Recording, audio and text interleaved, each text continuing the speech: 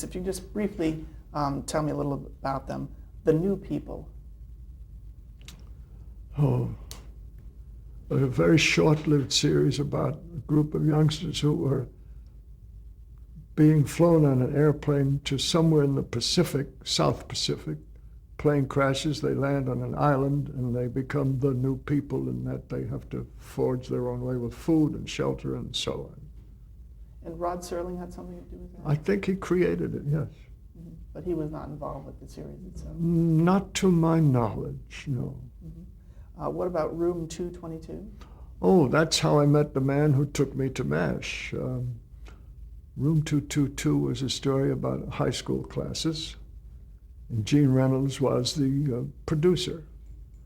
And I did 3 of those, and the network decided they wanted another producer who brought his own directors with him. So Gene left to do to do Lou Grant, and took me with him. And then when Gene left Lou Grant to go to MASH, he took me with him to MASH. So that's Room 222. Of Men and Women, which was produced by Fred Coe. Oh yeah, that was a one-time, I think a 1-hour possible pilot about romances between men and women. We did it at Columbia with the great Fred Coe. He was wonderful. Had you ever met him before? No, I only knew of him and knew his work in New York City. And what was he like when you worked with him on this? Just wonderful, talented, friendly, keen, everything that I'd ever heard about him, you know. Sanford and Son? Oh, that's still rerunning, isn't it? I don't know how I got to that, but I did 2 of those, I think. And they were fun. They were fun. What's his name, the star? Red Fox. Fred with a double X. Red Fox. Red Fox, very interesting man. Good at burlesque, very good at vaudeville. That's what the stuff is, you know. And, but other than that, he was very private. He had, if I may say so, I think an attitude about white men that was not hostile, but I learned to keep to myself. Okay, there was a television movie called The 10th Level. Oh, yeah. That was based, really, it was a 2-hour show based on a real experiment that had been done by a psychologist, maybe a psychiatrist at Yale, where he had phony patients, actors, letting people, making believe that they were being persecuted by the doctors. And it was a fascinating 2-hour show. You worked with William Shatner. He was the guy in that. Yeah, we had a lot of very good actors and actresses in that one. It's a very interesting story. George Bellac, I think, wrote the thing. Very good stuff. All right, let's talk about MASH. Again, how did you come to work on MASH? Through Gene Reynolds, took me from Room 222 to Lou Grant, and then when he and Larry Gelbart co-created, I think, MASH, he asked me to come over and do those, which I did. Had you seen the show, MASH? I think I had before I got to it, yeah. Mm-hmm. And the first episode you did was with the original cast members, with McLean Stevenson and Wayne Rogers. Yeah. What do you recall about that first episode you did? I only recall generally that MASH was the, I'll start again. I only recall generally that MASH was the epitome of what I wanted to do. It was a combination of drama about human beings in terrible times, trying to do the right thing, and a combination of that and comedy. Ne plus ultra, as they used to say in Latin class. What could be better, you know? So that's what I thought of MASH, and there I was, being asked to direct them.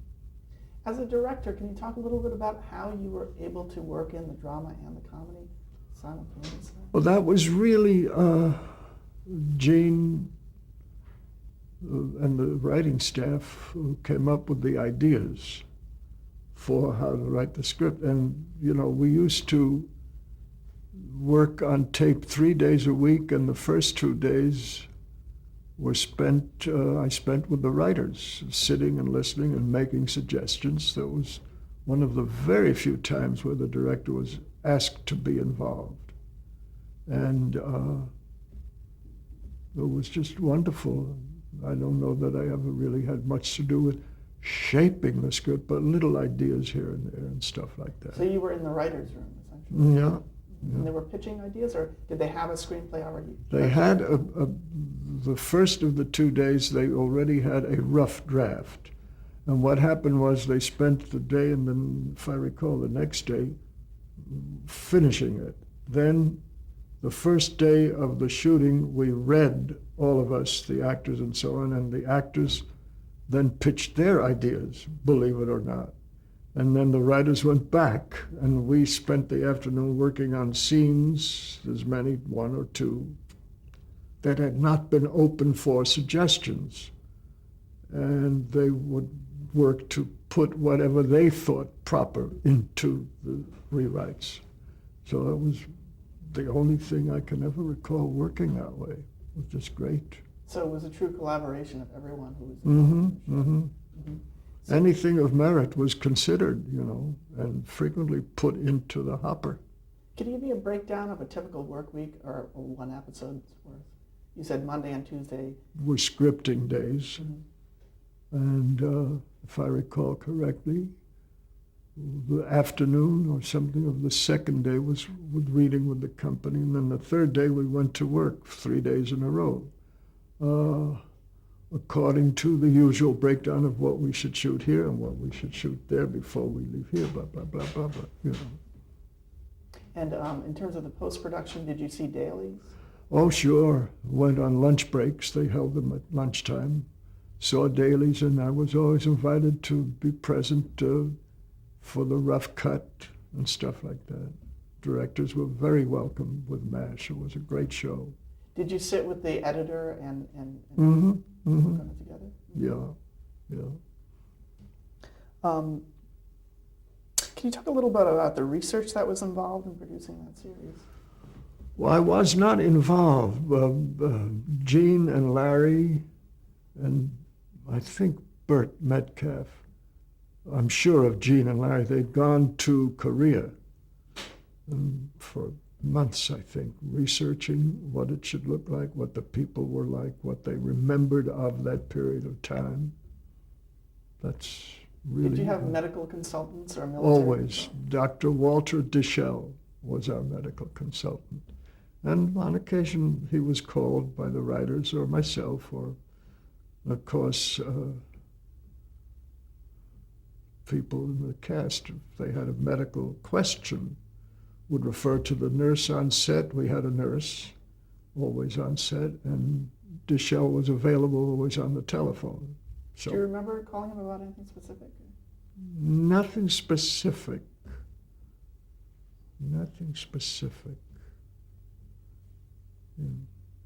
Okay, let's talk about the actors, and if you can tell me, talk a little bit about working with them and the character that they played. Let's start with Alan Alda.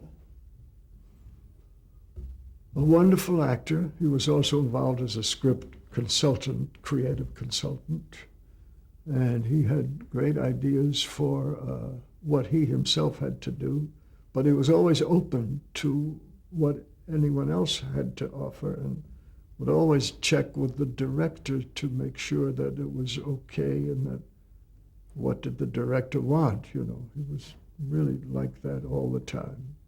Most of the cast, I would say, always was. It was a great way to work because we would stage a scene, and I had ideas about where people should be physically and what their temperaments would dictate where they would be, because not to be artificial about the physical staging. And then while the scene was being lit, we would sit in one of the tents on stage or on location. We would sit, and while they were learning the lines, we would also discuss the meanings of the lines. And I was there, and they were always welcoming the director to be there with them and so on. And when we finished working on the scenes, then they would play checkers or whatever.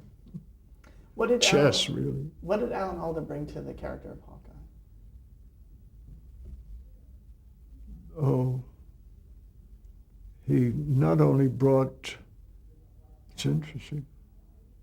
Should I ask them to keep it down? I think we're okay. Oh, okay. We were talking about what Alan Alda brought to the character of Hawkeye.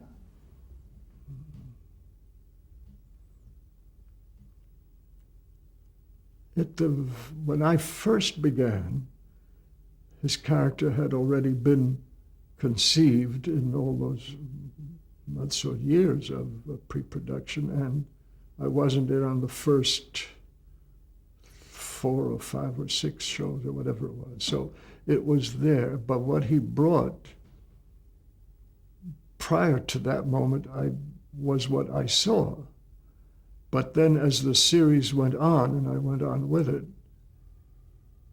I think what he came to realize that was that there had to be a little bit more of a serious side to Hawkeye as opposed to the Hawkeye from the film.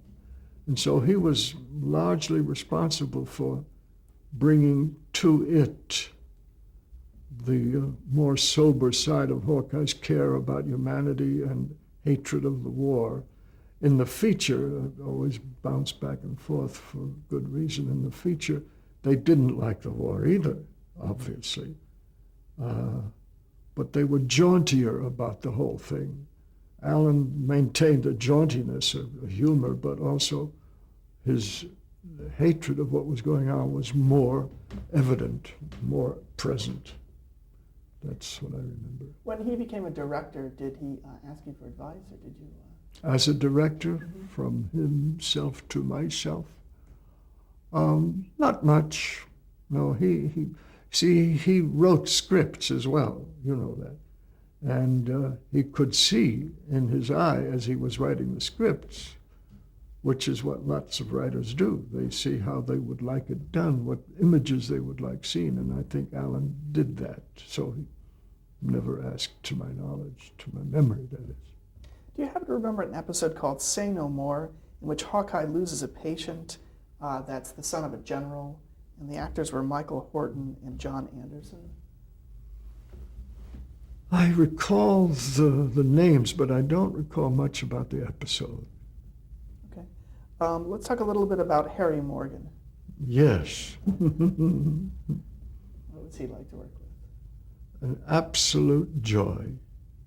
He brought with him his talent, a great sense of humor, an ability to bring tears to people's eyes with certain scenes, and at least as important as the foregoing, if there were a tense situation on set for whatever reason, he would tell a joke deliberately at the right time to break up the serious tension, and it worked. He was fantastic. But what an actor, from A to Z, as they say. And he did scenes that would just destroy us with their pathos and humanity and wonder. I wanted to mention a couple of episodes. One was called Old Soldiers. Yeah. Could you talk a little bit about that? That's the one where he had the bottle, and there was a term for the last person who's alive from World War I, that they would get to use the bottle of wine. I forgot the wonderful name of that thing. Do you know it by any chance? But in this episode, he brings out this bottle of wine, and he talks about it, and we were all the characters were on stage with him, and it was his close-up, and we had done the group shot, but he hadn't done that long, wonderful monologue. And I don't know about the people on the camera itself. I was too busy crying myself. We were all crying. Couldn't stop. I couldn't stop to say cut because of how he did that monologue at the end of that sequence about the old comrades who had died. It was just fabulous. He was that good. We're still buddies. We still see each other once in a while. But of course, all the people see each other a lot of the time. Now, did you have to repeat that? Did he have to do that speech over and over again? Only twice. I knew the difficulty involved, so I only had him do it once in a wide shot and then in the close-up. Mm-hmm. There was another episode called Pressure Points. I know you got a Emmy nomination for it.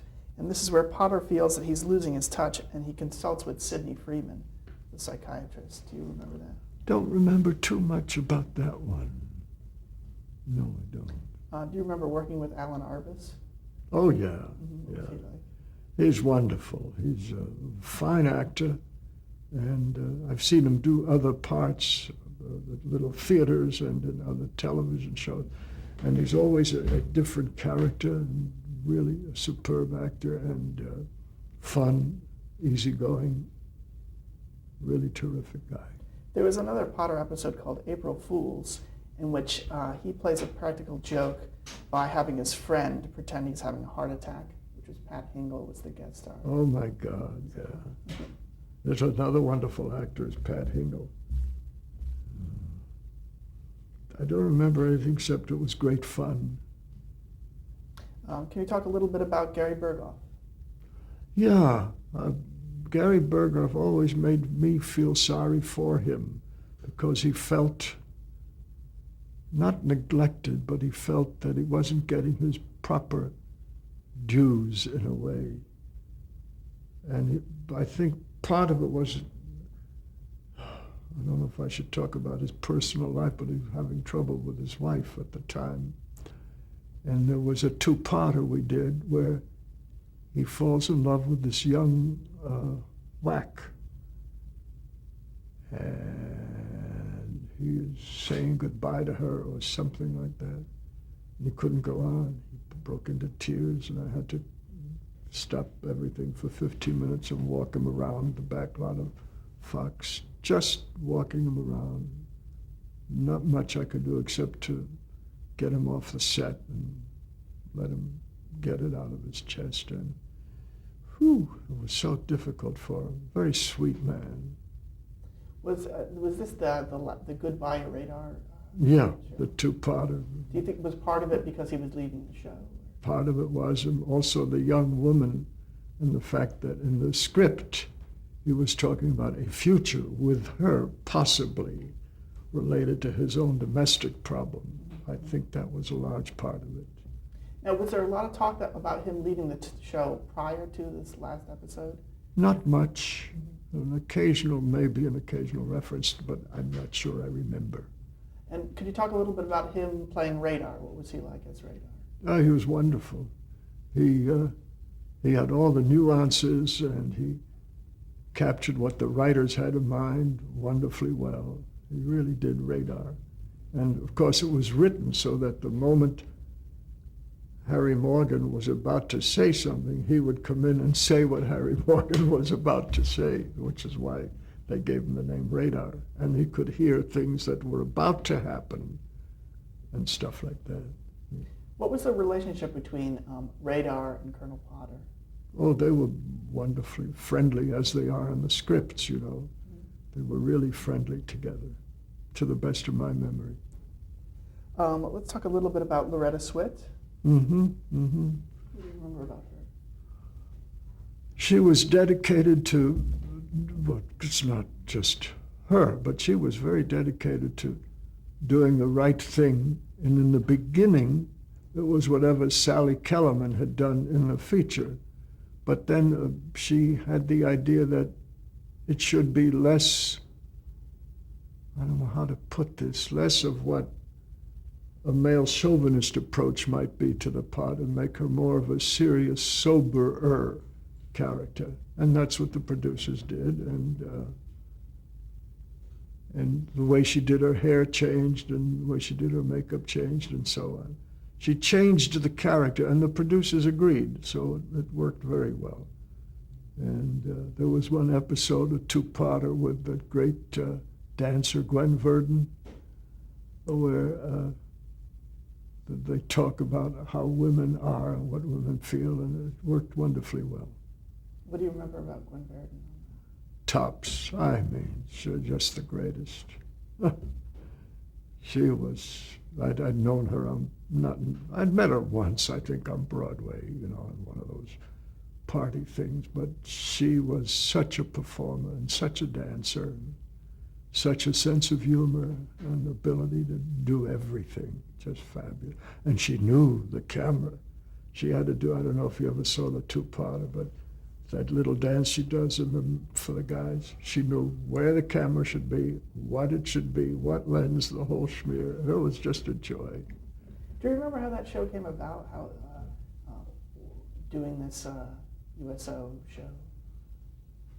No, I don't. I wish I did. There was an episode that Loretta Swit was in called Are You Now, Margaret?, in which she is being accused of being a communist. Mm-hmm. Lawrence Preston is the guest star. Do you remember that one? Yes, I do. Mm-hmm. I do. It was a good show, and obviously it had slightly familiar chords, but I don't remember much else about it except she played the hell out of it, and so did Lawrence Preston. Larry was a good actor, and I'd worked with him before, and so on. And it was a well-done script and well done by the actors, I remember. Let's talk a little bit about William Christopher. Oh, yeah. What do you remember about him? He had the character completely, what's the right word, conceived. I don't know if he conceived it or it was partly the script. I'm sure partly the script, of course. But he was very faithful to the character as conceived in the script. He was very good and very pleasant and wonderful to work with and so on. And he knew his Bible. Jamie Farr? There's a joy indeed. Yeah, he was, I would say the same thing about him as I just did about Bill. He knew the character and he had fun with it and contributed a great deal to it, and just a joy to work with. How did the Klinger character change, throughout this run? I think his wardrobe got funnier and funnier, if I recall correctly. That's what I think. But he stayed the same basic character throughout, if I recall correctly. And what about Larry Linville? Well, Larry was another joy to work with. I don't know what happened. I don't know for sure why he left, but I worked with him afterwards, and he was always fun to work with. And I don't know what happened there. Okay. Mike Farrell? Mike is funny. I didn't realize it, but he reminded me that I directed him in the first thing he ever acted when he became an actor out here, a bellhop in some show or other. But Mike developed, of course I didn't know him as an actor really, so I say he developed, but he was a wonderful actor and did some great scenes where his emotion, he used it beautifully. Of course, his rapport with Alan Alda was fabulous. They formed a team that was sensational. He was very good. And how did his character change? You were saying he offered a lot of suggestions. Yeah, he became, as opposed to whoever, I forgot the man's name whom he replaced, but he became, as Alan did, a little more serious as they did along the years. Still kept the joviality, still kept all the fun, but they attached a little deeper significance to being in a war. David Ogden Stiers? Oh, there's a fine actor. And the interesting thing to me about David, other than his being a wonderful actor, is how he used himself with that Boston accent. But the interesting thing, other than that, is that his yen to be a conductor in real life. He wants, or I don't know if he still does, but he was always listening to classical music with the headset, and he pulled that into the show, actually, that kind of thing. And he conducted the Boston Symphony in one symphony once. And having been an ex-musician myself, he and I had that kind of common ground. And there was one scene where he had to help a blind actor play the piano, and it was so wonderfully done because of his connection to music. So that's David. Kelly Nakahara? Oh yeah, she had an interesting development from being a background nurse, and she was given little bits of dialogue on occasion to say, and she was so gung-ho, and I don't know what's become of her, but that doesn't matter really. Several of the MASH episodes had to do with practical jokes, which apparently were also done on the set. Do you remember how some of that got incorporated on the show or anything like that? No, I don't. I wish I did, but I don't. Is that something you were aware of, though, that they were doing this? Yeah. Well, Harry Morgan was behind a lot of it, not in the scripts, but on stage to help break the lulls and to break the sometimes toughness. He would do something funny. He would tell jokes that were wonderful. Did any practical joke get played on you that you remember? No, I don't think they ever did that. I wish they had. There was a well-known show that you got an Emmy nomination for called Point of View. Oh, yeah. Can you talk about the concept behind that show? Well, the producers came to me and said, we'd like to do a show about a man who's blinded in the first moments, a soldier blinded in the first moments. And we'd like you to direct it, and what do you think we can do? Well, I had the idea, which they said, go ahead, do it. Had the idea of making a handheld camera, the soldier, so that the scene begins and the operator's walking with a handheld camera, and it's the guy's point of view. The entire show was the guy's point of view. By using that handheld camera, we had to do breaks for places where commercials would come in. So I went with the writers, and we decided at this point he can close his eyes and go to sleep, or he gets an anesthetic and goes to sleep. So, of course, I couldn't optically close the lens, which isn't what we do anyhow. So we optically, in the editing, brought the eyelids, the black, down that way. And I had fun with that because they really left it up to me, and I created a gimbal head at the head of the cut for the camera as if it were the guy's head. Therefore, his eyes would move the way one's head moved. And I had fun playing with it. Okay, we're going to cut the tape.